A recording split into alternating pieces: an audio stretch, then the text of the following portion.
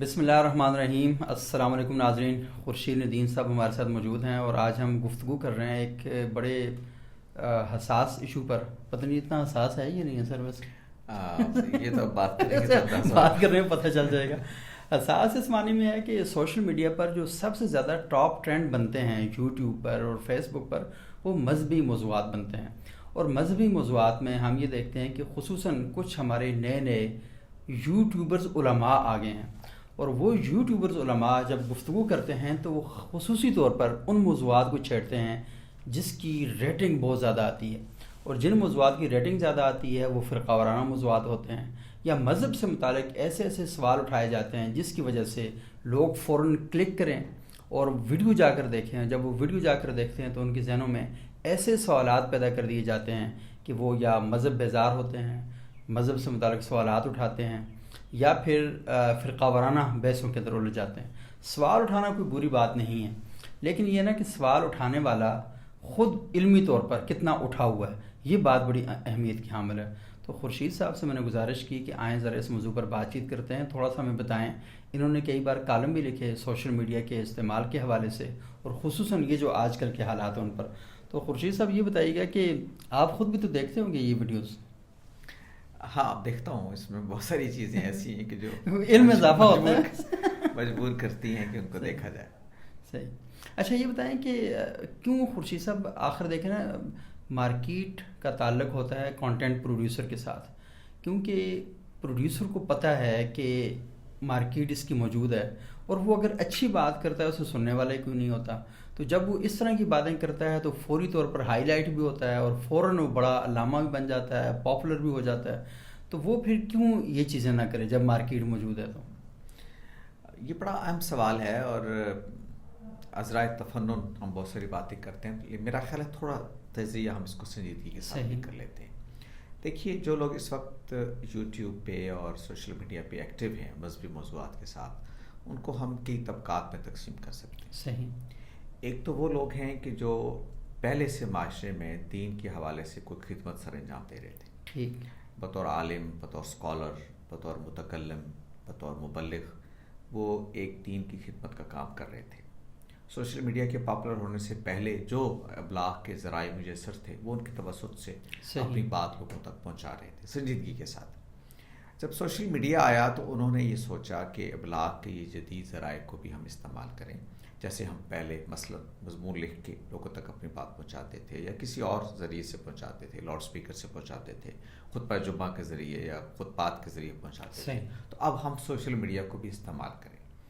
یہ لوگ وہ ہیں جن کے ہاں آپ ایک سنجیدگی نظر آئے گی، یعنی ان کی کانٹینٹ میں سنجیدگی ہے، ان کے اسلوب کلام میں سنجیدگی ہے، اور معلوم ہوتا ہے کہ وہ ایک سنجیدگی کے ساتھ کوئی میسج عوام تک پہنچانا چاہتے ہیں. ہم ان کے افکار سے، ان کے خیالات سے اختلاف کر سکتے ہیں، لیکن ہمیں ان کے ہاں سنجیدگی ملتی ہے، اور ان کے ہاں ہم یہ دیکھتے ہیں کہ ریٹنگ کے چکر میں وہ نہیں پڑتے. صحیح. ایسا نہیں ہے کہ کسی عوامی دباؤ میں، عوامی ضرورت کے تحت وہ اپنے کانٹینٹ کو بدلیں یا اپنے اسلوب کو بدلیں. صحیح. ایک دوسرا طبقہ وہ ہے کہ جس کو سوشل میڈیا نے پیدا کیا.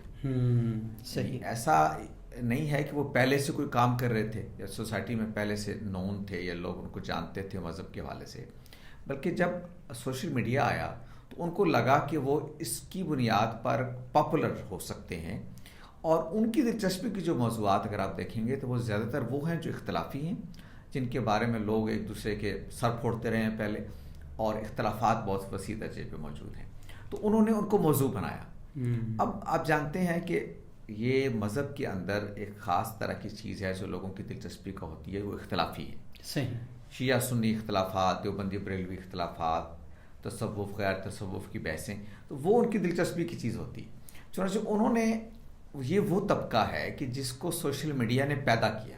صحیح. وہ سوشل میڈیا میں اس لیے آئے کہ ان کے ذریعے وہ اختلافی مسائل کو ابھاریں، اور ان کے ذریعے سے وہ خود پاپولر ہوں، یا ان کی بات، ان کی ریٹنگ، ان کی لائکس کی تعداد بڑھتی چلی جائے. چنانچہ وہ دانستہ ایسے موضوعات چھیڑیں گے جن کی کوئی علمی حیثیت نہیں ہے، یا اگر ہے تو اہل علم کے ہاں وہ زیر بحث ہیں، وہ پبلک کے ڈومین کی چیز نہیں ہے. یا اگر پبلک کے ڈومین میں آئے گا تو اسے ایک فتنہ پیدا ہو سکتا ہے، لیکن ان کو اس سے دلچسپی نہیں ہے. اچھا، دوسرا وہ اپنی بات کہنے کے لیے اسلوب بھی ایسا اختیار کریں گے کہ جس میں عوامیت ہو بلکہ میں اب یوں کہوں کہ عامیانہ پن ہو. صحیح. اس سے یہ ہوتا ہے کہ عام آدمی زیادہ اٹیچڈ اپنے آپ کو فیل کرتا ہے، یا اس کو خیال ہوتا ہے کہ یہ تو بڑی زبردست بات وہ کہہ رہا ہے. اسی طبقے میں ان کو شامل کرتا ہوں جو خاص فرقہ وارانہ خطیب یا مبلغ یا وائز یا ذاکر ہیں. یہ وہ لوگ ہیں کہ جن کا ایک متعین آڈینس ہے. شیعہ ہے تو شیعہ آڈینس ہے، سنی ہے تو سنی آڈینس ہے. وہ اس کو مخاطب کر کے اپنے پاپولیرٹی کو بڑھانا چاہتے ہیں. اور چونکہ اس کے ساتھ اب کچھ معاشی فوائد بھی وابستہ ہو گئے ہیں. اگر آپ کی لائکس کی تعداد بہت ہے، اگر آپ کو زیادہ لوگ سبسکرائب کر رہے ہیں، تو پھر آپ بہت پیسے بھی کمائیں گے. تو یہ دوسرا طبقہ اس سے پیدا ہوا ہے. مسائل اکثر انہوں نے پیدا کیے. انہوں نے مذہب کو ایک کھیل تماشا بنا دیا. وہ جو مولانا وحید الدین خان ایک بات کہتے ہیں نا کہ دو طرح کی انٹرٹینمنٹ ہوتی ہے، ایک سیکولر انٹرٹینمنٹ ہے، ایک مذہبی انٹرٹینمنٹ. صحیح. یہ اصل میں مذہبی انٹرٹینمنٹ کے پروگرام ہے بنیادی طور پر. صحیح. اور اگر آپ دیکھیں گے کہ اس کے نتیجے میں کیا کوئی افکار میں تزکیہ ہوا ہے ان کا، کیا ان کے اندر کوئی وسعت پیدا ہوئی ہے، کیا اکاموڈیشن پیدا ہوئی ہے، کیا دوسرے کے نقطہ نظر کو سمجھنے کی اور اپنے نقطہ نظر کو شائستگی کے ساتھ پیش کرنے کی آپ کے اندر مہارت پیدا ہوئی ہے. تو ایسا کچھ نہیں ہے، بلکہ لوگ دیکھ رہے ہیں، سن رہے ہیں، انٹرٹینمنٹ لے رہے ہیں. اور آپ کو معلوم ہے، میں تو دہرا بھی نہیں سکتا کہ مذہبی لوگوں سے منسوب ایسے جملے اتنے پاپولر ہو گئے ہیں. وہ جیسے ہمارے سہیل وڑائی صاحب کا جملہ ہے نا کہ کھلا تضاد کے حوالے سے، تو اسی طرح کے جملے ان مذہبی لوگوں سے وابستہ ہیں جو شاید بہت یعنی اس کو اب یوں کہیں کہ بہت تہذیب کے معیار پر پورا نہیں اترتے، لیکن پاپولر ہیں اور اس سے ان کو گین ہوتا ہے. وہ میرا خیال لائکس وغیرہ بڑھتے ہیں. تو یہ دو طبقات ہیں میرا خیال ہے جس کے کانٹیکس میں آپ اس بحث کو آگے بڑھا سکتے ہیں. صحیح. اچھا، یہ خورشید صاحب، یہ بڑی آپ نے تاریخی پس منظر بھی اس کا بیان کیا اور وجوہات بھی بیان کیے ہیں کہ کن وجوہات کی بنیاد پر لازمی ان کو ایک فیم ملتا ہے لوگوں میں، کیونکہ ایک پوری ڈیجیٹل ورلڈ ٹوٹلی الگ ہے. جی ہاں. کیونکہ میں ابھی ہم دونوں اکٹھے بیٹھے ہوئے ہیں، تو بہرحال میں آپ کی بات سے اختلاف کرنے کے باوجود اس بات کا اہتمام ضرور کروں گا کہ ادب کا جو دائرہ ہے اس میں کوئی کمی واقع نہ ہو. لیکن جب آپ سوشل میڈیا پر بیٹھے ہوتے ہیں تو وہاں پر آپ کو پتہ ہے کہ آپ سامنے نہیں بیٹھے ہوئے، تو میرا لہجہ بھی جارحانہ ہو جاتا ہے اور میرا انداز کلام بھی بعض وقت غیر مناسب ہو جاتا ہے. تو یہ ایک بڑا المیہ جو ہے یہ ہمارے سامنے موجود ہے. لیکن میں نے دیکھا ہے کچھ علماء ایسے بھی ہیں کہ جو اس سے تھوڑا سا ہٹ کے بھی کانٹینٹ پروڈیوس کر رہے ہیں. جیسے میں نام اگر نام بھی لوں تو تب بھی ٹھیک ہے. کچھ ایسے ہیں کہ جو بڑے مزاحیہ چٹکلے ان کے سامنے آ رہے ہیں. ایک مانسرہ کے عالم ہیں اور وہ بڑی مزے کی باتیں کرتے ہیں، زبان کا بھی چسکا ان کے اندر موجود ہے. لیکن ان علماء کو اس وجہ سے سنا جاتا ہے کہ وہ تھوڑی سی انٹرٹینمنٹ پیدا کر رہے ہیں، خوش آواز بھی ہیں وہ، اور دوسری بات ہے کہ وہ بہرحال فرقہ واریت نہیں پھیلا رہے، کوئی ایسی چیز نہیں پھیلا رہے. تو یہ بھی ایک طبقہ بار کے بارہ پورا موجود ہے. وہ انٹرٹینمنٹ تھے، وہ جو اطالہ شاہ بخاری کہا کرتے تھے نا کہ تم لوگ کانوں کی عیاش ہو. صحیح. تو ظاہر ہے کوئی مذہبی، دیکھیں میں بھی چونکہ مذہبی پس منظر رکھنے والا آدمی ہوں، مجھے معلوم ہے کہ اہل مذہب کے پاس انٹرٹینمنٹ کے مواقع بہت کم ہوتے ہیں، بہت کم ہیں. وہ ان بیچاروں پر تو وہ چیزیں بھی حرام کر دی گئی ہیں کہ جو شارع نے نہیں کی. صحیح. نہ فنون لطیفہ سے ان کو کوئی شغف ہے، یا نہ اس سے وہ کوئی حظ اٹھا سکتے ہیں، نہ کوئی اور دروازے ان پہ کھلے ہیں. تو لہذا کہ یہ ہے کہ وہ اس طرح کی جو مذہبی لبادے میں، یا یوں کہ مذہب کے کانٹینٹ کو سامنے رکھتے ہوئے کوئی چیز ان کے سامنے آ جاتی ہے جس میں کچھ لطافت ہوتی ہے کچھ، تو وہ اس میں کوئی حرج نہیں. لیکن اس میں بھی میں آپ کو بتاؤں کہ دو طرح کے لوگ اس میں بھی پائے جاتے ہیں. ایک تو وہ ہیں کہ جو شائستگی کا بہرحال اعتماد. صحیح. اصل میں ایک نام اگر لوں جو میں اب بچپن میں تقریریں سنا کرتا تھا. صحیح. ایک تھے مولانا عبدالشکور دین پوری. جی جی جی ہاں، بڑے مشہور. اچھا، وہ اپنی تقریر کے دوران میں چٹکلے چھوڑا کرتے تھے، تھوڑا الفاظ کے قافیہ ردیف ملایا کرتے تھے. ایک آپ چونکہ یہ کہ لطیف سی گفتگو کیا کرتے تھے، لیکن وہ شائستہ ہوتی تھی. یعنی آپ ہنس بھی اٹھاتے ہیں، آپ ہنستے بھی ہیں، کوئی لطیفہ سن لیا تو میرا خیال اس میں کوئی حرج نہیں ہے. یعنی یہ لوگوں کے لیے ایکسیپٹیبل بنانے کے لیے یہ واز کے مختلف اسالیب ہیں، اس میں کوئی بات آپ کہہ دیتے ہیں. لیکن ایک یہ ہے کہ آپ دوسرے کی توہین کرتے ہیں، آپ دوسرے کو نیچا دکھانے کی کوشش کر رہے ہوتے ہیں، اور آپ اپنے آڈینس کے جذبات سے کھیل رہے ہوتے ہیں.